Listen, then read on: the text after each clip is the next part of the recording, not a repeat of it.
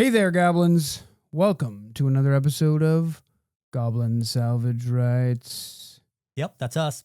My name's Robert. I'm Eric. Today we're talking about the wild world of Starfinder. The universe of Starfinder. The universe has changed, man. Or maybe the galaxy. The galaxy has changed, man. Nothing's the same. I'm doing thumbnail looking Is that faces thumbnail right now. pose? Yep. So today we're talking about Player Core. Starfinder Player Core. For all those goblins listening at home, I'm wearing some cool sci-fi glasses. Yep. You'll probably see it on the thumbnail. And I'm wearing underwear. We Proud both of came you. prepared. I'm not. Hey. So today we're going to be talking about our first impressions, really, of Player Core Starfinder, because goddamn, this book is big. We're going to try to keep it as short as possible. How are we doing so far? We're doing great. We're doing great. We're doing great. This book is quite literally 400 pages long, something like that. Big boy, as it should be. So our goal here is to not talk your ear off for 4 hours. Our goal is to skim over this whole book and kind of give you an idea of like what's inside, what you should be excited for. If you've been playing Starfinder for a while, like what's changed at a very, very brief level. We're going to be covering this book in more detail. I'm thinking like at least 2 more videos, maybe. I think we have to, because the obvious changes are easy and we all mostly know about them. It's the subtle changes that I'm curious about. And that's going to take time for us to kind of dig into this more. Yep. So yeah, let's first, before we jump into the topic, I want to cover a new patron. A new patron. Oh, we have Ho ho, Gobbo. What's your name? Scalio. If that really is your name. Welcome to the tribe. A goblin with scales. I've never heard of a scaled goblin before, but maybe we can make a heritage for scaled versatile ancestry thing going on there. Yep. Scalio, thank you so much for supporting the show. We deeply appreciate it. Right now on Patreon, we're working on our very own adventure. It's our first ever adventure. We're trying to keep it light and sweet. It's a 5-room dungeon, but we've got a bunch of other interesting value adds to the classic adventure formula that we're trying to layer on, in addition to hitting all the classics. So if you're interested what we had when we started out. Exactly. If you're interested in a new way to run your games as a DM, or just like a new take on the classic trope of adventure path writing, come check out the Patreon. Scalio did, and I hope they love it. We'll find out next month. No doubt. So let's talk about what we played real quick before we jump into it. It's gonna be short and sweet because we haven't been playing much now, have we, Eric? Yeah. So nothing new to talk about with Edgewatch yet. That'll change this coming weekend. Hell yeah. Rune Lords, we've got another big ol' goblin raid coming to town. This is the For Reals raid, so we're prepping for that. But the other cool bit of big news I have is I'm in a new play-by-post, and this one is a Western game. Another play-by-post? Yeah. Skid, one of our goblins down there in Goblin Town. You're going to end up in an infinite number of play-by-posts by the end of this year. I got to get my fix, man. Yeah, that's fair. But I've been wanting to do a Western thing forever, and I never did get into the Outlaws of Alkenstar. Didn't have the opportunity. Yeah. And so this is hopefully going to scratch that itch. Sick. So, yep, that's what we're doing now. Yeah, I didn't play anything. I instead went to Southern Oregon to my yearly sojourn to the Pirates of the Pacific, which is an awesome pirate event where I run a rum company and called Just Rum, and we go down there every year, me and 2 of my sales guys, and we kick ass, take names, and I buy a new knife every year. How many years have you been buying knives down there? This is the second. So now it's every year. You buy it every year. I can roll with that. So this time I got a kukri, which is pretty sick. I actually trained with kukris for about... Back in your martial arts days? Yeah, for about 6 years, actually. Yeah. Wow. Yeah. Are they all double-bladed like that? This isn't double-bladed. This is a totally flat end on one side. It just looks like it. Yeah, kukris are short swords to knife-like size. They have a curved blade with a thicker forefront, similar to a scimitar, used for forward motion. That's why they often have a dove's tail at the back. because as you swing this bad boy around, you're supposed to pinch your pinky and ring finger so that it catches the end of your hand and doesn't slide out of your hand. Got it.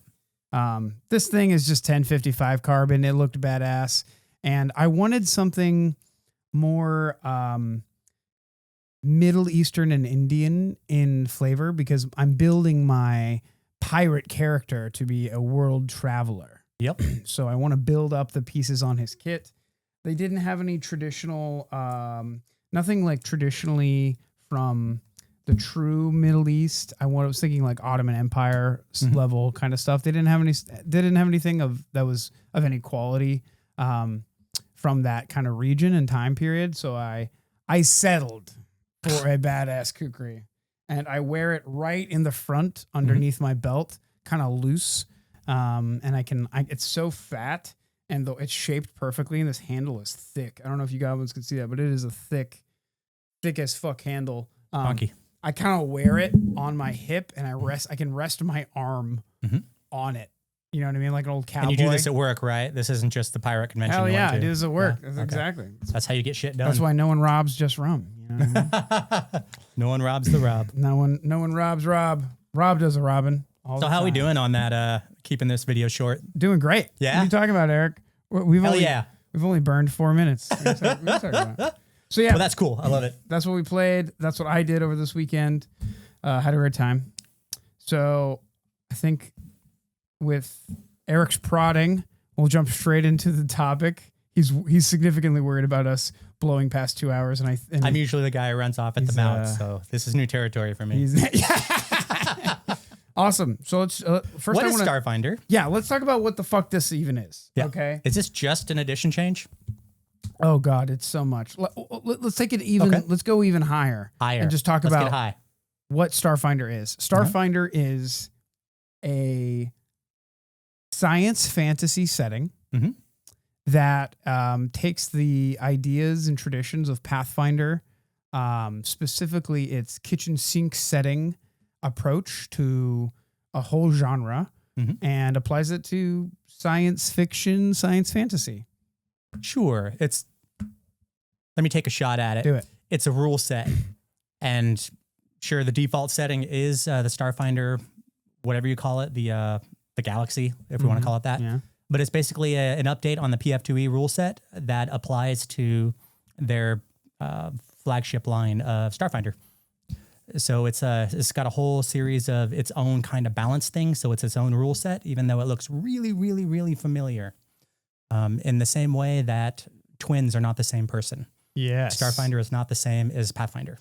And we do not have the time to go into all the whys. Yep. But we're certainly going to hint at them and touch at them. We will one day. There's going to be a lot of, we'll do that in another video. Yeah, I hope so. If we can get through this with any kind of speed. So yeah, it's a schnazzy update to the rule set that, I'll leave it at that because I got a lot to say. Awesome. So that's what Starfinder is at a 400,000 feet view. Yeah. Pathfinder 2E engine. Yep. Applied to science fantasy, science fiction. You can pretty quickly strip a lot of the fantasy elements out of this and make it pretty hard science fiction if you want. And you can also just go the other direction too, especially with the help of Pathfinder rules. I need to read a lot more before I can get on board with either of those. I just don't know yet. There's just this 400-page book is the first in the release, and we still have the GM core to get through, and then the Alien core, and then the technology book coming out. Yeah, we got this book maybe 2 weeks ago, and I did my best to read it as fast as possible.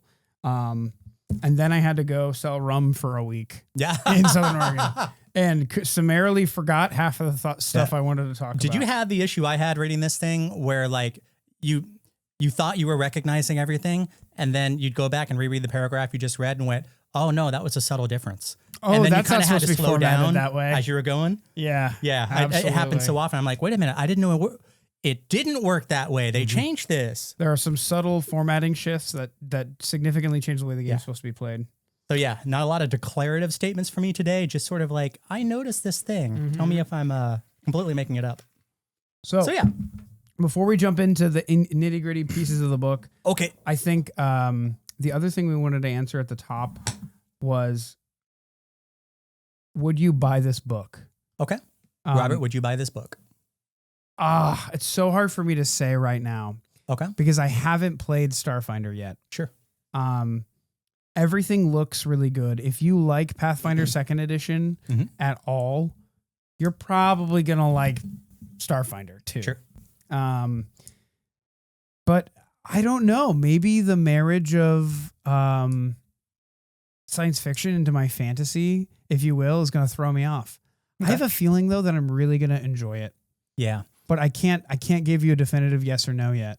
Well, my answer is an easy yes, because I'm going to stop calling this Starfinder right now and start calling it Rangefinder. And Pathfinder is going to be Melee Finder because of the emphasis on range combat in this system and how all of the little maps kind of support that style of play. That by itself, without anything else, and there's a lot more, is worth the price of admission. So you think you're going to enjoy Pathfinder more at range? I do. Okay. Yeah. In fact, one of my goals for the next X number of years is to find ways to like bring Starfinder baseline understandings and bring them into the fantasy realm, which is where I live. So I love the fact that we have a science fantasy, but I want to see if I can take the Envoy, the soldier, and the Witchwarper, all of those things, and make it sort of like instead of space, it's like planar, and kind of bring it back to what we understand about Pathfinder, but not like the nose-to-nose combat. I love all the stuff we're going to talk about regarding cover and use of terrain, which is more it's more Starfinder than Pathfinder. Like more war There's a ton gaming? of reasons. Yeah. It's more Skirmish game. time and place. Okay, cool. It's more like when I read a novel, I need to understand a sense of time and place. Pathfinder doesn't give me that. Starfinder is going to by default because of how it requires I interact with the battle grid. And I'm really excited and looking forward to it. Hopefully, I'm not just off my rocker. So that and the fact that this is based on a hugely vetted system. I mean, this isn't a brand new system. So it's not like a year from now, we're going to have a completely different printing of the book than the release. We're probably not going to get Starfinder 2E remastered. It already is. Yeah, exactly. So that means a lot of prep already went into this just by default. So that's reason number 2 why I think this is an auto buy. She's got good bones. Yeah. She's got good bones. So this is just an auto buy for me for those 2 reasons, and I could list 5 more, but I was told to be conscious of my time in this episode. So I'll leave it at 2. Awesome. So that's Starfinder in a nutshell. Yeah. We covered what we would buy, and I think that's like, pretty obvious. It's kind of an obvious yes. I just kind of want to be a contrarian, I think. It's kind of what it's boiling down to. So do you have like a quick knee jerk on like your feelings now that you've read this after we already talked about the Galaxy Guide? Yeah, the Galaxy Guide laid down a lot of framework I'm glad I read before jumping into this. Big same. Frankly. It's one of those things where you read a book and it's laid out in a way where you're like, why this feels out of order, and then you're like, nope, this is perfectly in order. And it's perfectly in order. So kudos to the publishers. Yeah. They did a good job there. They gave us the perfect teaser of what was to come. Yeah. Without overwhelming us. Yep. Yeah, I'm ready to just kind of jump into this book, talk about what's in here, talk about what you should expect. But we're, like I said before, we couldn't possibly go into any depth without boring the goblins at home to death with a 4-hour episode. So do you want to just jump right into Ancestries? We can do so. Yep. Yeah, cool. At any point in this, do we want to talk about how this is not like the old Starfinder, or is that a conversation for another time? That's actually great. I think that's probably a great place to start. I can just like bullet point them and not give evidence and just say like, these are the things that have changed. Let's do it. And I'll kind of just throw my little 2 cents Absolutely. in there. Yeah. Okay. So we know that this is built on the PF2E engine by design. That means 3 action economy, proficiency tiers, degrees of success. So all that's the same. But there's no stamina or resolve system rules as a default. Starfinder 1E had those built in. Now it does not. It's a subsystem. You can add it, but it's not a part of the core experience. Item number 3, there's a single armor class instead of the EAC and the KAC. What was that? Kinetic and energy? Kinetic and energetic, yeah. So instead of having to track 2 separate ACs, you only have to do 1. Yay. Let's see. We have an expanded skill list because Sci-Fi, we have computers and engineering and hacking and all kinds of crap. And vehicles piloting. also take up a bigger part of the setting than in Pathfinder. That we don't even know yet because the technology book is coming out, and that's going to have the all that. DMG is still coming out. And for yeah, fuck's sake. GM Core. So expanded skill list, firearms and new weapons actions. So you know how we have the stride action and the hide action and our basic fundamental actions, and then we have the specialized actions like fly. Yep. Well, now we have 2 more in their firearms based. The reason why I bring that up is because typically when you go bang bang and shoot a goblin, you're targeting their AC.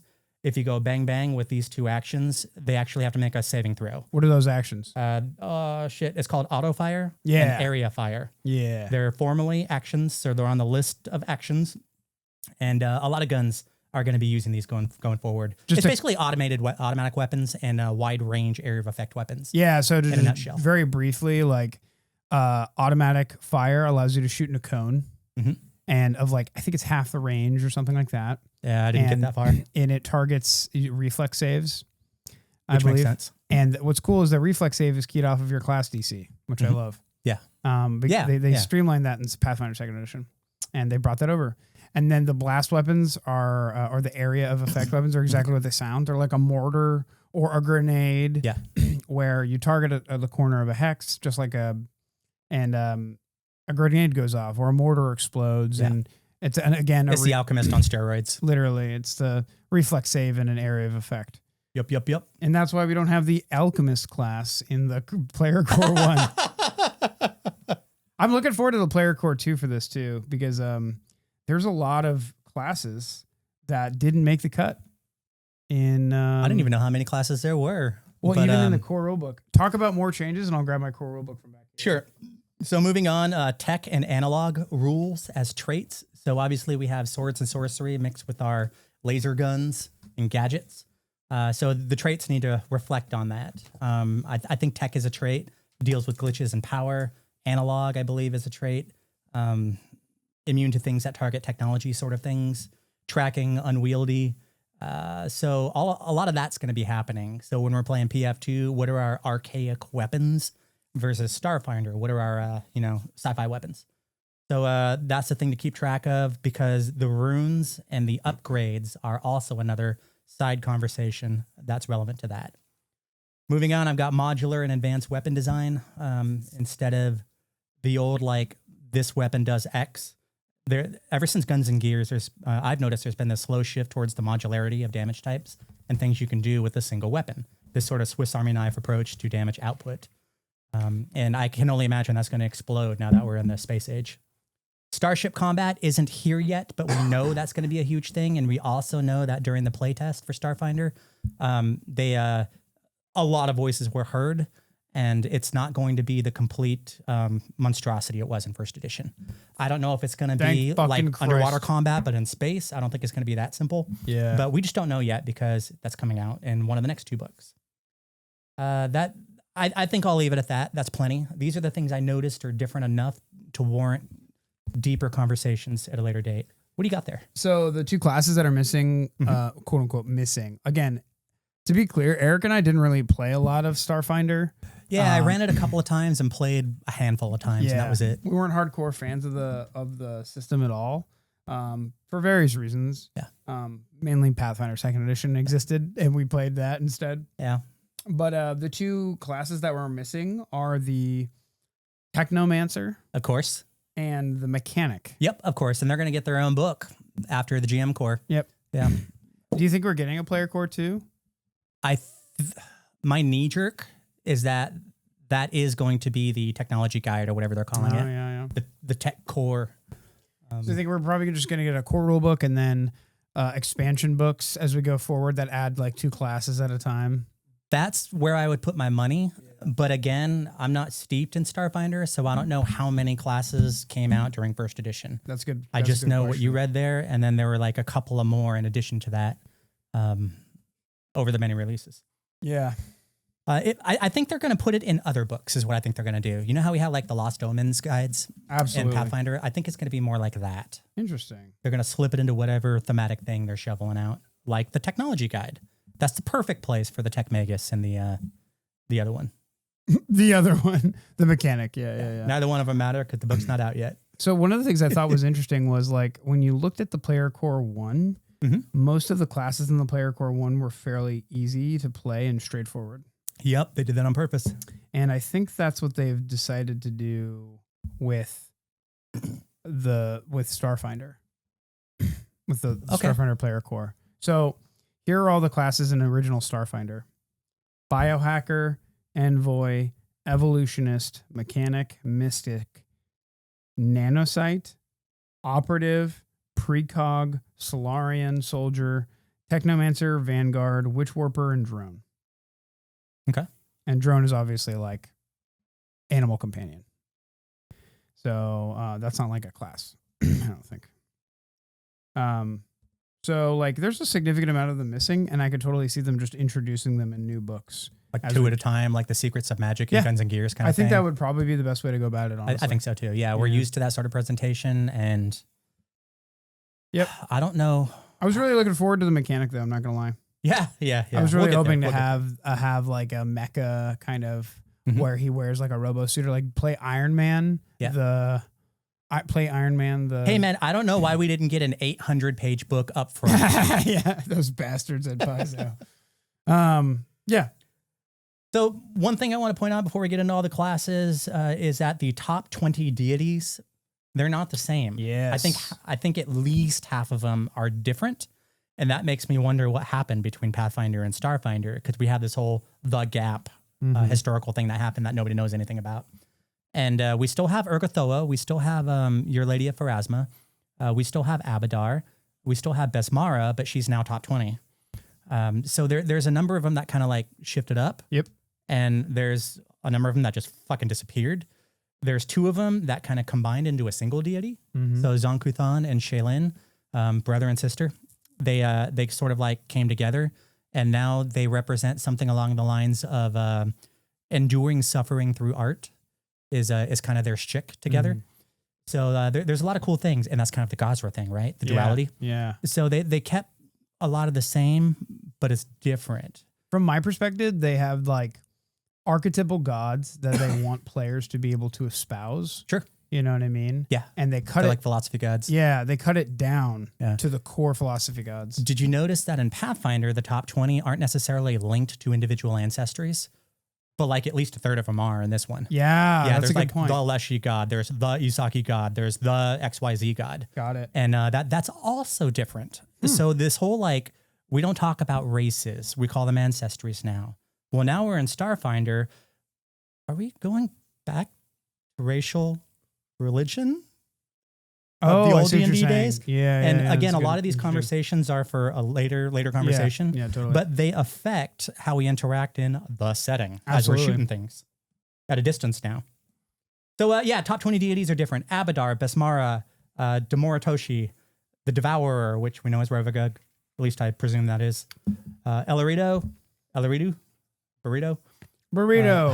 Hylax, Ibra, Lambatuin, I'm butchering these. Laoshu Po, that's the Isaki. Lysala, Mael, the Newborn, he's going to be awesome. Auras, Pharasma, Televet, Triune, which is like, I think, 3 gods congealed into one, taking all the tech from Pathfinder and shoving it forward. Urgathoa, Waden, Yaresa, and Jean Shaylin. So that's our top 20 now. Looks great to me. Gorham didn't make it. Well, I wonder why. We were there for that. I wonder how many other gods died. Died before the hands of time. So jumping into the rest of this book. Yep. We got a lot to talk about. Ancestries and backgrounds. Done. Ugh. How do we want to do this? Jesus, Mother Mary. Let's skip over to the Ancestries real quick. Done. Are we starting at the A's? I guess we're just going to do this alphabetically. I'm thinking we kind of cover the list. Sure. Do you have the list of them in front of you in long series? Do you want to name out all of the all right, we are looking ancestries? We are looking at Android, Barathu, Human, Kaseta, Lashunta, Pahtra, Shiren, Skittermander, Vesk, Isaki, and Versatile Heritage, Borai, and Prismeni. Yeah. So Prismeni. Androids, I think we all know what an android is. Synthetic constructed beings with varied shapes and origins. Any quips to say about them? Yeah, there's a level 17 feat that kind of describes how I see them when they get to their apex. They can take a nanite form. So the idea of having your biology being, technology. Technology is your biology. Yeah. And they can do like, instead of a swarm of locusts or a swarm of a biological thing, it's a swarm of robots. Think the Matrix with the swarm of the nanobites coming in. That's Android in a nutshell. Barathu. Floating jellyfish-like natives of gas giants who rewrite their own genetic code at will. I forget the name of them, but in Mass Effect, there was a race of floating kind of jellyfish-looking creatures, and they always sounded like Eeyore.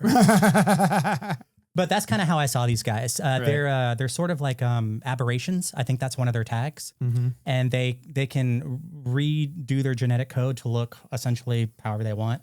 They have a 17th level feat called Combine, where they can combine their molecular structure with the party members, and they can kind of do this weird mutagenic thing where they run around on your shoulder. One affects the other's 3-action economy and gives them greater speeds and other stuff like that. But they're both still acting on their own turns. So they're monkeying around with genetic code to do really cool things. It feels like a commander, but more biological and intimate. Yeah, it feels like in a lot of League of Legends or other MOBAs, there's always like one or two classes that are like a two-headed character. Sure. Where like two players are piloting the same character. Yeah, like a possession kind of a thing. So. Yeah. Or like just a two-headed giant kind of thing. Okay. Yeah. Next up are humans. Yep. They're humans. They get the same stuff. I'm not happy with the humans. That's going to be a later conversation. Right. Persistent confidence, level 17 feat. You always believe in yourself. You can use confident actualization once per hour rather than once per day. Every fucking human in this book stepped out of a Tony Robbins conference immediately before hitting the table. I love it, dude. I can't stand it. They're fucking high on their own supply. Yeah. They're like, all you got to do is pull yourself up by your bootstraps and go to space. Turns out humans are the most optimistic ancestry in the whole galaxy. Surprise. 2 free boosts. And that's depressing because because they're actually not that optimistic, which means everyone else is really fucked. Yeah. We've reached our ceiling, guys. Kasathas. I like these guys because they remind me of Eldar. Level 13 feat, perfectly balanced. You've come closer to finding balance between the two extremes of energy. You can expel it, bring it in. There's sort of like a monk quality to these guys, I think of. They remind me a lot of the Gith Sarai. Yes. And the Gith Yankee. Yeah, without all the chaos stuff. Yeah, so Kasathas are like four-armed. They're also strong, too. Yeah, four-armed migrants running away from like their dying world. If I remember correctly, they live on like a... giant spaceship? Yeah, they live on a giant spaceship planet. Yep. Pretty cool. Yeah, love. Lashuntas, part of the core book again. Yeah, these are sort of like, they're not emo, but they're empaths. Charming telepaths from Castrovel. Yeah. Or known for their unique dimorphism. Yep. They're humans with little tentacles on their heads. If you watched fucking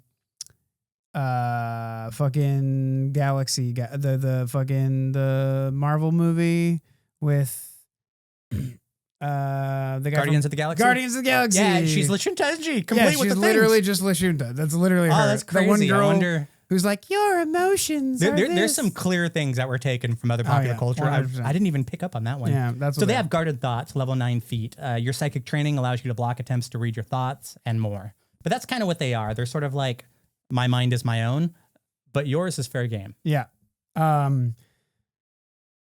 Patras. Space kitties. They're your, these are your furry loving, Yep. They're space furries. They're cat people. Yeah. So level 17 feat, and I do have to bring this one up because it just made my heart scream with joy. Song of my people. You perform a mournful dirge, tinged with supernatural grief that compels the soul of a lost comrade to return to its body. You can cast Breath of Life once per day as a 7th rank primal innate spell. It gains the auditory trait. I have an incredibly... You cry over your master and bring him back to life. I have an incredibly loud cat. And whenever we leave the house, or one of us leaves the house, you hear him. His name's Cheech. Go, meow. Yeah. Meow. That's what I fucking imagine him doing. Yeah, exactly. That's the song of his people. So yeah, charisma, dex free, and they're down on the con. Yeah, they're pretty cool. I like them because I like Twilight Imperium and I want to kind of do that. And now we can. I'm not surprised that the this is, I love you, furry fam, like out there. Bring it. But like no one is surprised that the publishing studio from fucking Seattle, Redmond, Washington, has a furry in their core. Yeah, when we get not to only a furry, but a scaly and bug people. I mean, come on. And when we get to the second versatile heritage, you're gonna see even better. Oh, they're it's literally rainbow people. It's gonna get great. Yeah, it's they're awesome. Literal rainbow people. Next up is Sheeran. These are the bugs. The bug people. Yeah. The bug people used to be a hive mind, but then some of them separated and said, "Nope, we're gonna be cool, fam." Yeah, we're gonna be cool. Scatter thoughts, level 17 feet. When you're targeted by a mental effect, you can shield your mind using similar techniques. Nope. That your ancestors once did in order to escape the swarm. Yeah. This is one of the many, many, many examples of where the crunch is getting more tightly wrapped with the lore. Mm-hmm. And I'm happy to go down that way. They're bad on charisma. They're positive on constitution wisdom. Yeah, and they're just like bug people. I mean, like, do you want to play bug person? A lot of us do. I do. Exactly. Skittermanders. All right, so hear me out. Hear me out. All right, you first. Hear me out. God damn it. This is Skittermanders are the replacement for the cute but scary goblins. Also the cute but scary leshies. This is their cute but scary. Guarantee you we're gonna get one of these dolls of a Skittermander. I thought it already existed, but I'm sure 100%. it does. Yeah. I'm gonna go one deeper. Peak marketing, dude. I think it's worse. Oh, I think it's worse. What's worse? We're going back to the days of the Kender, but worse than that. The Kender? Yeah, Dragonlance. It's the one race that you just weren't allowed to play at the table. It was always like, we're playing Dragonlance. Oh, cool. I have this Kender character. No. That's going to be the Skittermander. So level 13 feet, opportunistic hug. Trigger, a creature critically fails a melee strike against you.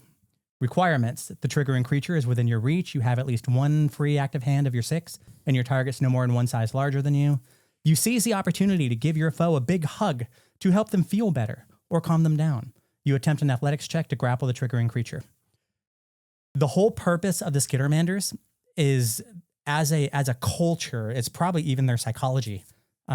They exist to make you feel better about yourself, and they're here to help you. They are the yes man. Oh that's their lore. The Vesk came in and conquered them, and they said, Skittermander, you are now conquered. Oh, this is great. Okay. No, you don't understand. We conquered you. You are conquered. Yeah. Okay. So what are we going to do? What are we doing? The Vesk Nothing. You're conquered. Oh, you God. do what we tell you. Oh, God. What have we done? So what are you telling us? They want to be helpful. They're like not psychotically helpful, but that's them. Skittermanders are naturally impulsive helpers who eager to take on as much as their 6 arms can handle. Can I tell you in one sentence what the Skittermanders are? Sure. The Skittermander. Hot take incoming. It's just furry Stitch from Lilo and Stitch. Oh yeah. It's just furry Stitch. Yeah, it's Disney. Yeah. It's Disney furry Stitch. Okay. I'll buy that. So it's amusing, it's cute. It's one of those things I'm going to keep an eye on every time it hits the table. Because Animaniacs. Oh yeah. Moving on. Opposite spectrum from that, the Vesk. Who conquered the Skittermander? Vesk are proud reptilian conquerors with strong desire to prove their strength honorably. Vesk are Roman, Spartan, alligator people. They look like dinosaur-y. They look like lizard people. No. Like Warhammer Saurians? They're fucking alligator people. They're dinosaur people. Like when we say lizard, we're like kind of like thin, long armed. Nah, these boys are thick. Yeah. All right. This is like Sparta lizard people from Saurians from Warhammer. Saurians from Warhammer. Exactly. Yeah, I look at these guys as lizard people in space, but one of the things we were kind of speculating on before this came out was how are they going to handle this? Is it just like gnomes in space, Skaven in space, X in space? But the Vesk are positive on constitution and strength. And if I remember right, the lizard folk in Pathfinder 2e, they were wisdom and something else. Mm-hmm. So if you extrapolate that across an entire ancestry, that means you're going to have a lot more like holy people in one of those two, but not the other. Right. You're going to have a whole lot more frontline warriors in one and not the other. Right. So your Spartan kind of a comparison is super fucking spot on. It's like Sparta and Athens. The lizard folk are the Athenians. Yes. And the Spartans are the fucking Vesk. That's a very good way to put it. So when I said I kept tripping myself up reading this 300 to 400 page book, because things looked familiar, and I took a second look at it and went, wait a minute. This is one of those concrete examples. Absolutely. So Battle Saint. These are Catholic. They're Catholic too, by the way. Oh, yeah. All right. You've ascended to the rank of living Battle Saint and are on the path to become a true divine servant of Damaratosh when you meet him in the afterlife. The god of lizards and conquering. So there's a very Viking quality as well. You cast blah, blah, blah, blah, blah. So we have Catholic alligator people on the front lines. Love it. This is my kind of grimdark. You know I'm a Warhammer fan. And then finally, for the proper ancestries, we have why Sokies? Because they rock. I'm a Skaven fan going all the way back to 3rd edition Warhammer. Dex intelligence and bad on strength. Nobody's surprised. This is one of those ancestries that are strongly linked to one of the big 20 deities. Yeah. Feat number 7, level 17 feat, grandmother's favorite. Your steadfast faith in Grandmother Rat yields more rewards. You gain Divine Decree as a 7th rank Divine Innate spell once per day. Additionally, once a month, whenever you would die, your body instead transforms into a swarm of dispersing rats. After 1d6 days, these rats gather in a safe place of the GM's choosing, a site dedicated to Lao Shu Po, if possible, and reforms your body. You've returned to life at your maximum hit points. The reason why I'm bringing all these up is the feat options within these various ancestries, they tell you what the fuck your lineage is and what you're playing and where you're coming from and what the majority of your people believe. It doesn't mean you have to do that, but this is kind of, this is in your blood. Yeah. So it's a hard direction. There are some very specific decisions made to make this not Pathfinder. In case this wasn't clear, they're rat people. The Yosoki are rat people. Yeah, they're Eastern rat people, no less. So. Yeah, totally. 2 versatile heritages, just to bring up real quick. The Barai. You're undead not people. Undead. You're not alive. You're somewhere in between. Yeah. So you're living dead. So there's biology involved and there's necrosis involved. Yep. And things. The Borai in their lore are like, there's this one planet that's the undead planet that wanted to take over the galaxy. Eox, but now they've been playing patty cake with the rest of the galaxy and being like, okay, we'll play ball. And this is kind of their link to the living people. Sure. Because they have real true undead liches and real vampires and all that shit. But they also have these Borai. Like legit dead. Yeah. These are the people you send out on your emissary runs. Yeah, they're not starving for flesh all the time. Yeah. You know? Yeah, we need you to send a message to Portland, Oregon on planet Earth. Yeah. I can't go for obvious reasons. I'll freak them out. And then there's the Prismeni. The Prismeni. They're influenced by and controlled their energy in hyperspace plane known as the Drift. Yeah. They're rainbow people. Yeah. So if you think of like Star Wars or Star Trek, you have hyperspace. You've got in 40K, it's called what? The Warp. The Warp.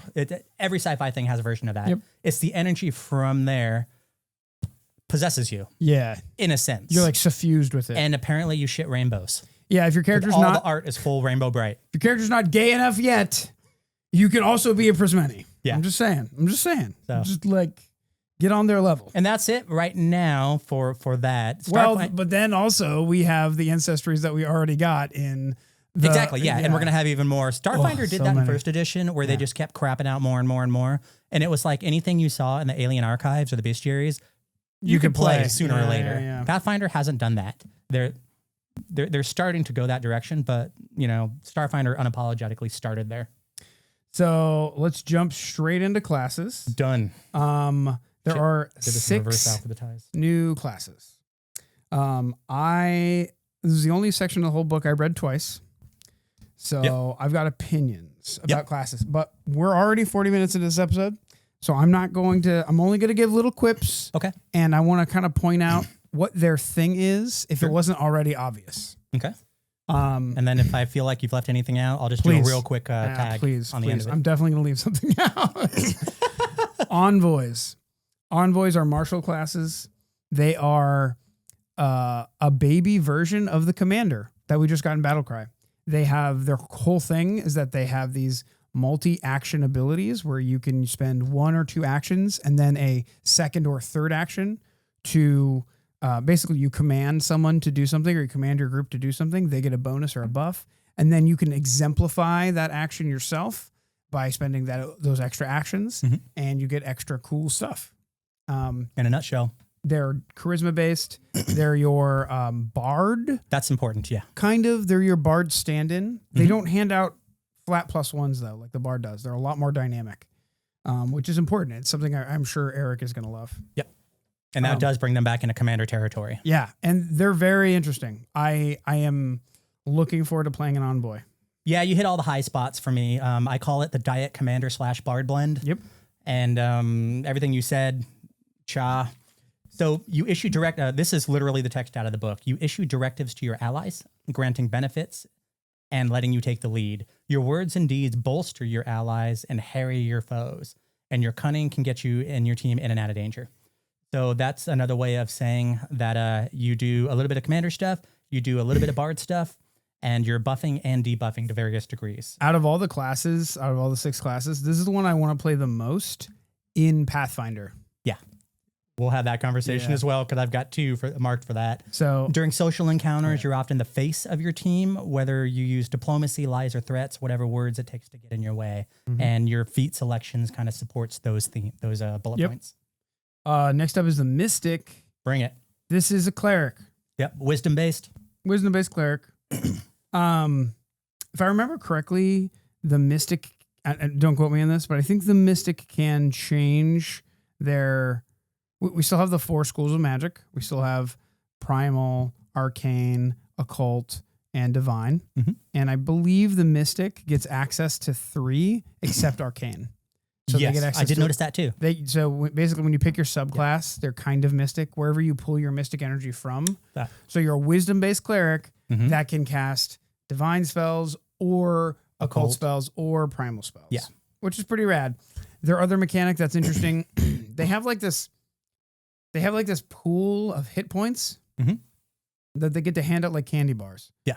So instead of just, you're a cleric and you get to cast heal for free a bunch of times per day, they created a mechanic that looks like a pain in the ass to track, but is more interesting mechanically speaking than anything else. They also don't have access, this is important, to 10th level spells. I did not notice that. Okay. All right. Actually, I don't think anyone does. I didn't even think to look.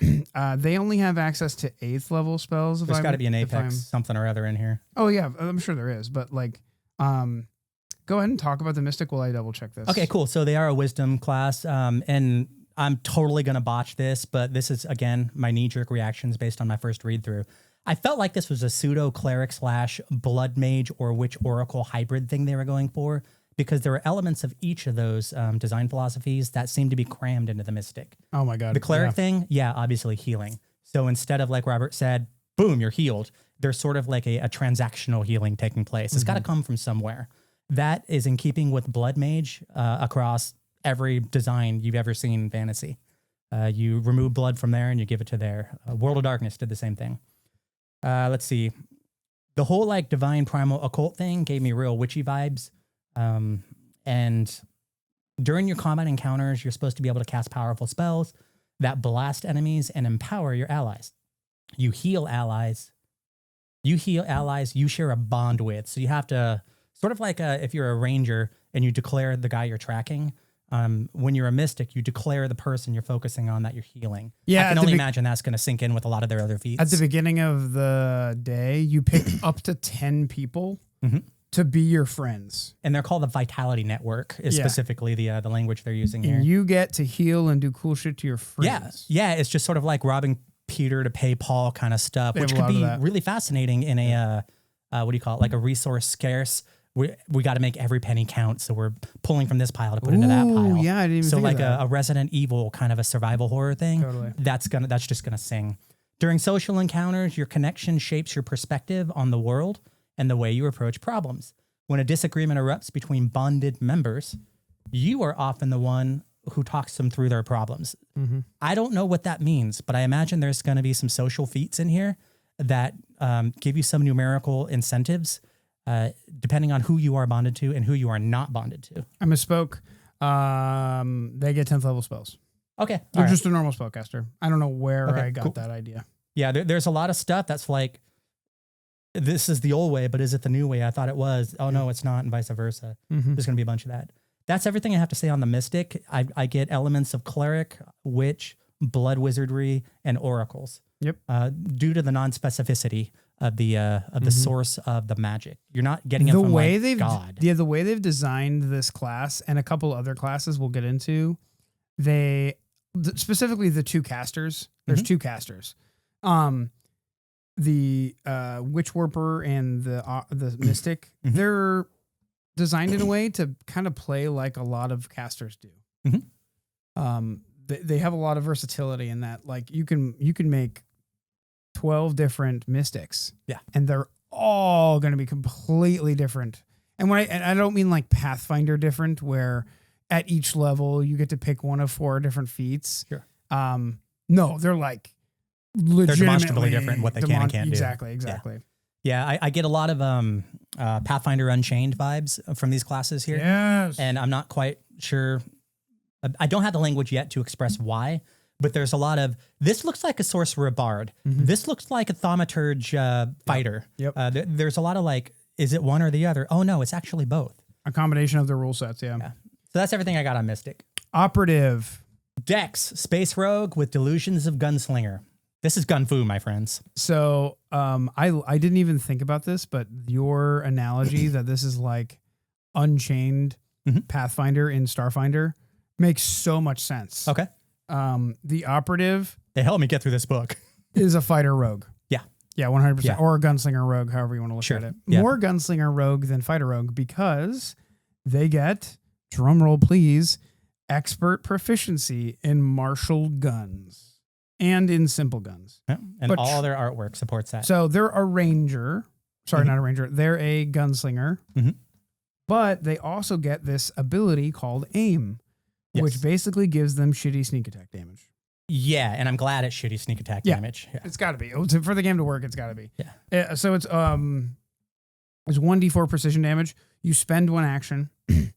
Then your next strike against your mark using a required ranged weapon deals an additional 1d4 persistent damage. And reduce the circumstance bonus AC to your mark gains from cover by 1, which is huge. This game is focused a lot more on cover. Yes. So the fact that you have an ability that reduces cover and also does extra damage is cool. They've got some subclasses like the Ghost, the Infiltrator, the Sniper, the Skirmisher, which is the melee variant. So you can actually play a melee fighter if you really wanted to. Yeah, that's something I wanted to point out too, because you know, in the old paradigm, the archaic way of looking at sorry, that's fantasy, the Striker. That's the Striker. Yeah, okay. Yeah. Your thing does thing A. Yeah. That's it. But with the modularity of certain weapons using traits, your thing can now do thing A, B, and C. You get to choose. Yeah. So there's a second level feat called a defensive gunner, where you've learned to defend yourself with only a gun, shielding your body and deflecting blows with stock and barrel. Guns you wield gain the parry trait, yada, yada, yada. So this idea of you're a gunslinger, that can be effective in melee in some way, shape, or form because you have the right training. Yeah. That redefines how you interact with the battle grid in ways that I didn't see in a lot of the gunslinger in Pathfinder 2nd Edition. Yeah. So again, subtle, but I want to dig into it later. But important. Solarian. Okay, guys. The best.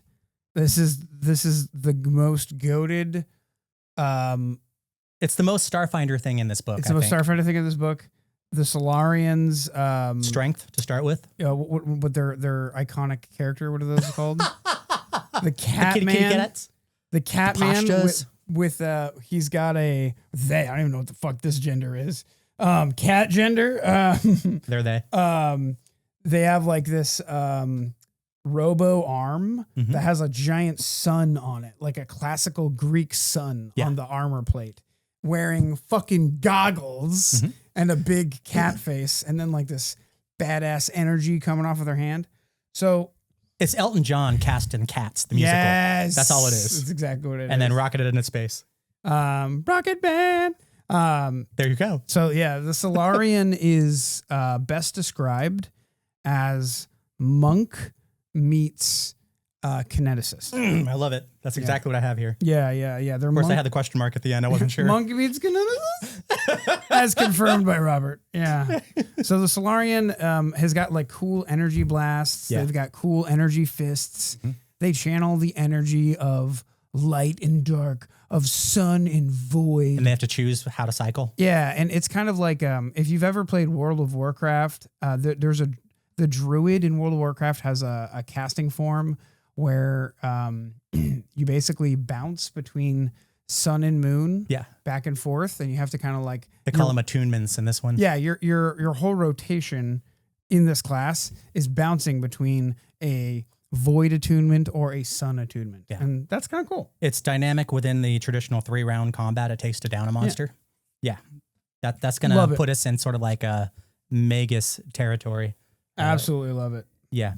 So attunements, they're sort strength-based too. Yeah. Like strength-based, That was the big thing for me. So it's like a strength-based kineticist. They have these attunements that I look at as like unlocks. Again, I've only read a few of these, and I got the impression, and this is where the monk part comes in, that the unlocking and the attunements are similar to stances in the monk world. Absolutely. You adopt a stance, you adopt an attunement. A fighting style. And then you have sort of like a set of parameters you can operate within. Yeah. And I thought that was pretty clever and cool, and yet it's not reinventing the wheel. You shift between your battlefield control and heavy attacks, depending on your current solar attunement. During social encounters, whatever solar aspect you prefer might influence how you act in social circles. Yep. So there's a little bit of Batman Two-Face going on here. Mm-hmm. You can be a cartoon about it, or you can be like, it could be disturbing. Yeah. A little Malkavian in your World of Darkness. I love that. I don't know what that word means, but I love it. They've you got some fancy words. I have 4 of these feats that I'm not going to read through. Okay. But I've got Solarian is the most Starfinder thing in this entire book. 100 for my money. 100. Next up is the Soldier. I wasn't expecting what I saw. I wasn't either, and they're Constitution based for starters. They're a Constitution based class, the second ever in 2E history, next to the Kineticist, and they are a defender from the new book, the Battlecry book, with really, really good armor, just like the Defender. They get expert proficiency in armor pretty quickly. Yep. And they basically have a version of Taunt called Suppressed. Yep. Which is a new keyword in this edition, in this game, I should say. And they basically have a bunch of cool ways to suppress their opponents with either heavy weapons, melee, and stuff like that. Yeah. They're experts in weaponry and armor, and they're all about controlling the battlefield and not necessarily doing damage. So they've got a bunch of cool abilities that do just that, like shoot mortars that do interesting things and stuff like that. Yeah. 2 things. Yep. When you talk about battlefield control in terms of a marshal, that's a strength thing. Almost always. This is a con-based class, so how do you do that? I wasn't sure, and once I triple checked, DC. It's all about the class DC. You go through a lot of these feats, and what they say is they have language like swap out, instead of using your strength for athletics, use your con. So you're constantly swapping your con out for things that are typically strength or dex or whatever based. And I think some designers might call this lazy, but I don't at all. I think in a system that's built to be so sad, single attribute dependent, like demonstrably Pathfinder 2nd edition is designed to be sad. Right. And when you do have an actually mad class, it suffers greatly for it. Sure. It narrows the scope. Yeah. So I think this is fine. I think by doing this, it's going to be exponential, the number of classes. Yeah, totally. And we are all concerned about bloat. Yep. So this is what I'm going to be watching as the books go by to see what kind of power creep we have. Yeah. Because if all of a sudden we can start substituting our charisma for our wisdom things and everything, I'm concerned. And this is the thing I'm pointing to right now. Okay. This is like a precedent in law or something like that. Yeah. I gotcha. Yeah. So subclasses are things like Armor Storm, Action Hero, Bombard, Close Quarters, Erudite Warrior. Those are just the names of their subclasses. Action Hero sounds the coolest to me. But that one was fun. you kind of get the idea of what It's kind of like how you soldier. Yeah, exactly. And the iconic is just like this badass Vesk with a big fuck you gun and big fuck you armor. And I'm like, I want to play a Vesk so bad. I wrote Constitution, Defender, Gunslinger, Space Cowboys. I love it. Like every subclass kind of fits into those two. Yeah, to me, it's just really Defender. Honestly, it's just Space Defender. Yeah, I was kind of going back and forth between, is this like back to the Unchained? Like, what are we mashing together? And I couldn't quite figure out if I was doing Defender and Gunslinger or Defender and Inventor. If anything, it'd be Inventor, but I wouldn't even say it's Inventor. This is just a martial class. Yeah. That does Defender things, that taunts people with big guns. Cherry picks just a little bit from several different classes. It It doesn't cherry pick enough from a specific class besides Defender to be like... and we used to call that the Bard in 2nd edition D&D. You know, the Jack of all trades, but master of none. You know, like they can do a little bit. So that in design 2nd edition D&D. Yeah. Oh, yeah. Okay, threw me off for a second. Absolutely. So this is, again, nobody's reinventing the wheel here, but in the Pathfinder context, this feels new, but it's familiar. It's got a cool, it got some cool mechanics to it that I'm obviously really excited to playtest all of these, but the ones I'm most excited to playtest are the 3 marshals, all the marshals, frankly. You know, the Operative is my least interesting because it's so straightforward and I kind of know how it's going to play out. But, you know, the Envoy looks super cool, especially as the guy who likes playing the face of the party. Yeah. And the Soldier looks awesome as well because of just how interesting, like the Soldier really is a class of its genre. Right. It's a class of the game it's sitting in. Right. And then the Solarian just looks like a bunch of fun. Yeah. It just looks like fun. And one last thing on the Soldier we were just talking about, they're supposed to take damage and prevent damage from their allies. They're doing the Defender thing, right? But this isn't a melee game. This is a range game. So how does that dynamic manifest in range combat? Yeah. That's the part I'm interested in seeing. Suppression keyword. So exactly. It's the suppression And that's keyword. why this could be a 4-hour video if we keep going into stuff like that. 100%. Witchwarper. This is a wizard. Moving on. Space Thaumaturge is what I got out of it. Thaumaturges aren't full casters. No, they're not. And this isn't precise, but like is it a witch? Does it share anything with the witch? Witches are int based. This is a Cha base. It's not. This is like Cha base. This is int or Cha. Oh, I thought it was charisma. I must have reread. It's actually mainly int with like, you know how the witch is like, it has 5 int based subclasses and then 1 charisma based subclass and 1 wisdom based subclass, but it's pretty much all. Are you looking at the PDF right now of Starfinder core? Okay. When it says like the key ability at the top of the classes, charisma or intelligence. I fucking read right at past first the level. or Your intelligence. class gives you an attribute used so to your choice of which absolutely works. So I guess that kind of answers my question. I was feeling, is this a sorcerer or a witch? Apparently it's either. Yeah. Depending on which way you go. Well, the thing about it is like they gave us all 3 of the other spellcasting traditions, and now they're giving us arcane with the option to do something else. But this is your arcane option. This is your nerd. This is your tech bro. Yeah. This is the guy who invented AI, Bitcoin, and what's that one thing we all forgot about? Where you could like blockchain photos or something. The NFTs? NFTs. Yeah. If anyone invented an NFT, it's a Witchwarper for sure. Yeah. I don't know anything about Witchwarpers, so I can't really speak to any of their mechanisms. But the idea of the Witchwarper is they're sort of unstuck in time to a degree. They're aware of multiple realities, I guess, and they have to be singularly focused, like some massive brand of autistic, kind of like, just hyper fixated on something. And they have these little tchotchkes that kind of keep them anchored so they don't drift into these alternate realities. This is what's Neo cool. From Matrix for me. Yeah, their subclasses are as followed. Their subclasses are called paradoxes, and then they have an analyst, they have an anomaly, gap influenced, and precog. And then they have anchors, which could be a core memory, a focal point, or a tangible object. Yeah. So very Inception. Dude, this is just so painfully just the wizard to me, because the wizard has an arcane thesis and they have a school. And guess what we just defined? their school and their arcane thesis. Right. Like, to me, it's just so obvious where they got the mechanic. The big difference for me, and absolutely yes to everything you said, but the difference to me is that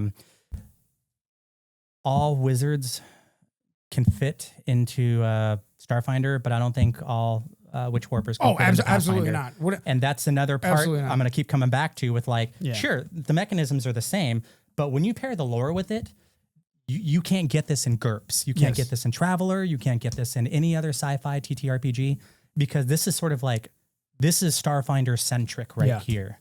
I completely agree. That marriage is perfect. What I'm just trying to do is create the closest analogy to a class we know in Pathfinder. Yeah. And like we were talking about before, how a lot of these classes feel like Unchained, two classes combined together into one. Sure. To me, it's just flat wizard. Almost, it's just like, hey, play a wizard, except you can also use charisma sometimes. I guess one of the reasons why I kind of threw the space thaumaturge in there is they have a way of manipulating reality around them. So like when they're close to somebody invading their personal space, they can cause effects to occur that are like paradoxical effects. You know, I keep going back to World of Darkness for this because so much of this comes out of there. The mage, the ascension, and the paradoxes and how that works. So you can really fuck with people. And as a thaumaturge in PF2E, you can actually like give people vulnerabilities they didn't actually have. Right. You're altering reality. So this feels like a wizard thaumaturge to me at the end of the day. And this is prepared, right? This isn't spontaneous caster? It's spontaneous. It is spontaneous. There are no prepared casters in Starfinder. It's going to take me a minute to get over that. So I'm back to like a sorcerer thaumaturge. Exactly. If anything, do you remember the speaking of Unchained, do you remember the sorcerer wizard combo, the Arcanist from Unchained? Vaguely, yeah. That's what this is. Okay. In so many ways. Okay. That's kind of what this is. So the only thing I really want to talk about before the end of the pod, after we talked about the classes, is the skills. Okay. Because everything else, and the new, I just want to briefly mention like the tech trait. Sure. And the fact that there's like the suppressed condition, and there's a couple new conditions you need to be aware of. But besides that, this is just Pathfinder 2nd Edition. And if you play Pathfinder 2nd Edition and aren't familiar with it, bro, you can jump right into this. Yeah. The DMG isn't even out, and you should be able to run this no problem. Yeah. Yeah. The only thing I want to add to that is I have one very specific feat I want to mention at the very end. Oh, sick. And I'm good. So what do you got? Let's talk skills. Yeah, let's talk skills. The two new skills specifically. All right. We're talking about computer and blah, blah, blah. What was the other one? Computer crafting and piloting. Computer and drive. Yeah. There it is. Yeah. Yeah. Piloting computers and I guess crafting is the same as it was. Yeah. So yeah, scratch that. Crafting is just literally exactly the same as remastered crafting. So yeah, which one do you want to talk about first? Let's talk about computers because computers makes the most sense. To me, this is probably like one of the most powerful skills in a setting, depending on the setting. You know what I mean? Because the whole setting is assumedly like the whole setting is fucking robots, right? It's all technology, right? Depends on where you are. Yeah. There's different planets for different kinds of things. Exactly. So like to me, computers seems a little OP, but also I've always felt that intelligence needed more skills attributed to it in Pathfinder. Sure. Yeah. So I kind of like it's the not fact all that just like 11,000 different kinds of knowledge. It's all just charisma. Yeah. And then a couple wisdoms that are really important because battle medicine. Right. Oh, and then intelligence has society, I guess. Yeah. Yeah. For me, the important thing about this particular part of the conversation is what sort of actions do you get access to? Yeah. So if you have a computer, you can access the infosphere. I'm guessing that's like the Googles of the galaxy. It's specifically, but specifically the infosphere that you're in. Okay. All right. So there's parameters. Yeah. You can access the infosphere, you can recall knowledge, and you can operate a device. And those are untrained. Those are untrained. If you're looking for the specialty actions, the trained actions, you can decipher writing. We all know what that is. You can disable a device. Hack. And you can hack. And hacking is really the thing to talk about. Exactly. I don't know if we really need to go into that because there's a whole book that's going to be dedicated to this sort of thing that's not available yet. Well, this book is dedicated to it too. I mean, hacking is an action and it causes the glitching, glitch trait, which in my opinion is the worst piece of this entire book. Really? Talk to me about that, because I didn't dig into it. Glitching, just the status condition itself has too many steps. It just has too many steps. Is this like space combat for androids? It's just too many rolls. Let me find it in the index. You ramble about something while I find it in the index. All right. So that was... My PDF is loading so slowly. I hate it. I don't really have anything else to say about computers other than there's different... Okay, kitchen sink settings, Starfinder. So if you're on Triaxis and you got a bunch of dragons flying around and you have wizards and elves and sorcerers and jungles and kaiju and that sort of shit, your computer skill is probably going to be about as valuable as like gun crafting is in a caveman game. So it's one of those know where you're going to be adventuring before you download all of your fucking points into it. I got it. What do you got? A glitching creature, hazard, or object with the tech trait experiences a combination of debilitating effects and moments of seizing up. The glitching condition always includes a value. If you have glitching equipment and take any action involving that equipment, you must attempt a flat check to see what occurs. So, flat check. If you have the glitching condition, you must attempt a flat check at the beginning of each of your turns. The DC of the flat check equals 5 plus your condition value or the item's condition value. Okay. So if you're glitching 1, which is the base, you're always rolling a flat 6. Mm-hmm. If you're glitching 2, flat 7. Okay. On a critical success, which is always a 20, can only be a 20 on flat checks, reduce your glitching value by 1. Okay. Success, you act as normal or use your equipment as normal. Okay. Failure, you take an item penalty to all of your checks and DCs equal to your glitching value or glitching value of the item you're attempting to use, including saving throws, attack modifiers, and DCs of abilities, effects, or spells you use. Critical failure, which is only a natural 1. A glitching object you tried to use doesn't function and you lose the actions you took to attempt to use it. A glitching creature uses the same effect as a failure and is also stunned 1. A glitching hazard uses the same effect as a failure.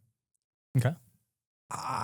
Did it need to be this challenging, this difficult? Yeah, my knee jerk on this one. This bitch is going to come up every single fucking game. I can see it now. Which is why it needs to be on the grappling GM screen. This is the fucking grappling of the space Starfinder. Combat. Yeah. It's just going to be, what does glitching do again? Oh, it's a flat check. What's the flat check again? Firearms malfunctions more complicated than this? First edition firearms malfunctions were a pain in the dick too. Yeah. This feels like an evolution of that. I just, Paizo, I'm going to have this tab open on my computer every single fucking game. Why couldn't you just have made it a -1 to something? Somebody somewhere is going to do a Pathfinder, Starfinder Infinite workaround on this. Of course. This is going to be one of those house ruled things. So anyway, that's hacking.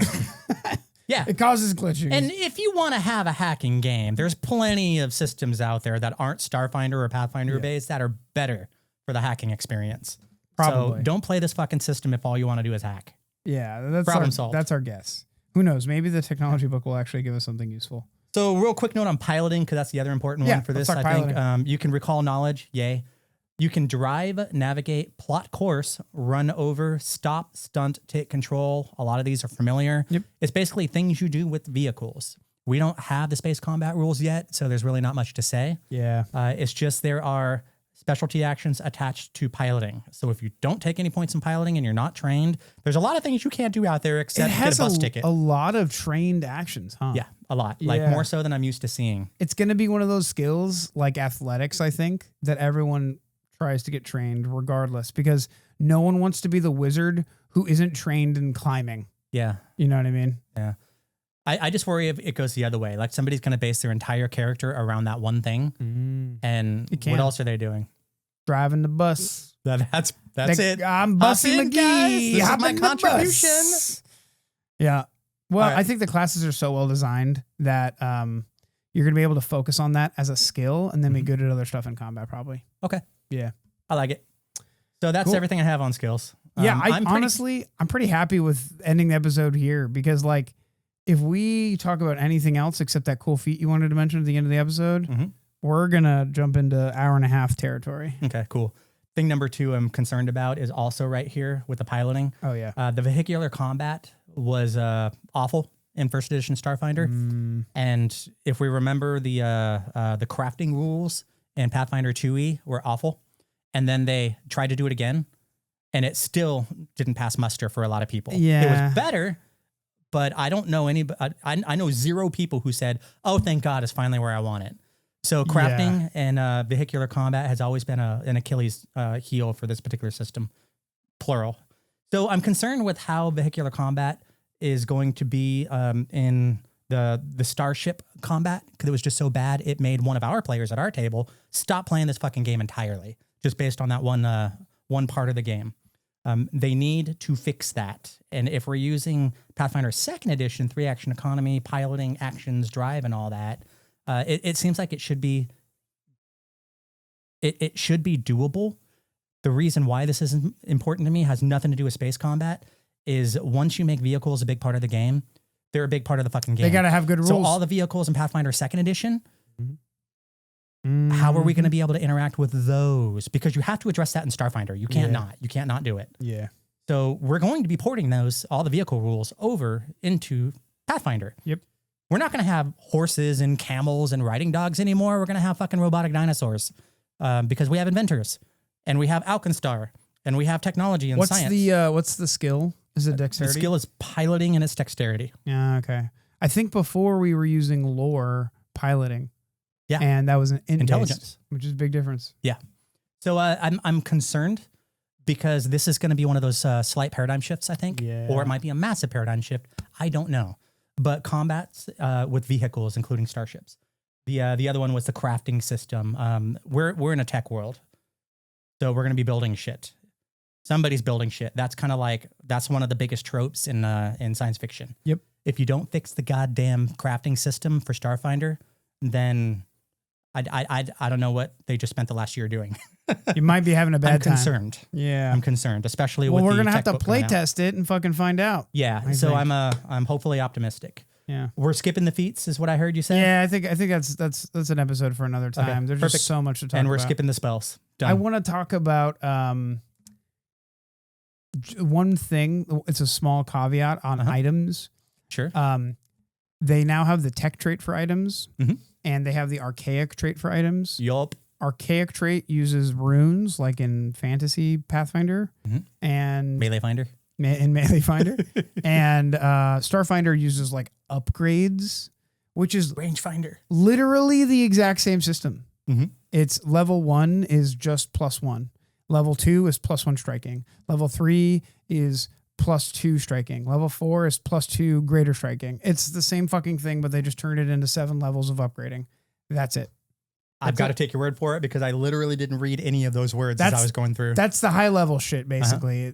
Basically, that's the high level shit. And you can't put upgrades on archaic weapons, and you can't put runes on tech weapons. Mhm. But even if you could, it wouldn't matter because they're all item bonuses and they don't stack. Okay. They thought that through. So don't waste your money.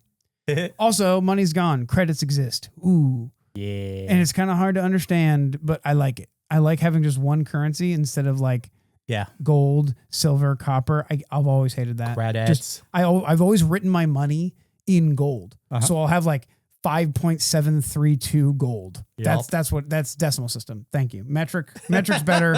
Fucking suck a dick, America. Metric's better. Your scientists still use it. Anyway. Gallons are dumb. All right. I said my piece. Hour 15. Goblins. Check this shit out. We're going to be role-playing and playtesting Starfinder in the foreseeable future.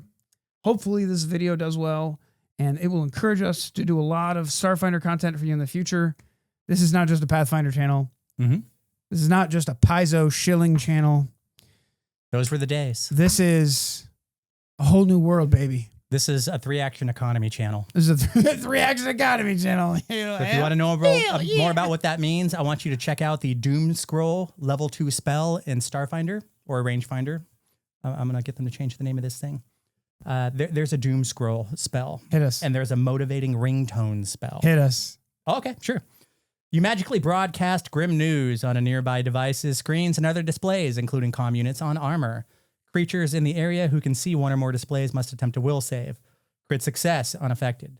Success, creature is fascinated by the display. Failure, fascinated and frightened 2. Critical failure, creature is fascinated by the display, frightened 3, and doomed 1, even if the fascination ends. And if anybody's been tracking American politics, Bro, many of us have critically failed. I critically failed just the other day. I was like, what do you mean I gotta start paying back my student loans? Bitch. Doom. And that's them keeping it weird over at Rangefinder. Fuck. Keep it weird, goblins. We'll catch you next time. Later, guys. Peace.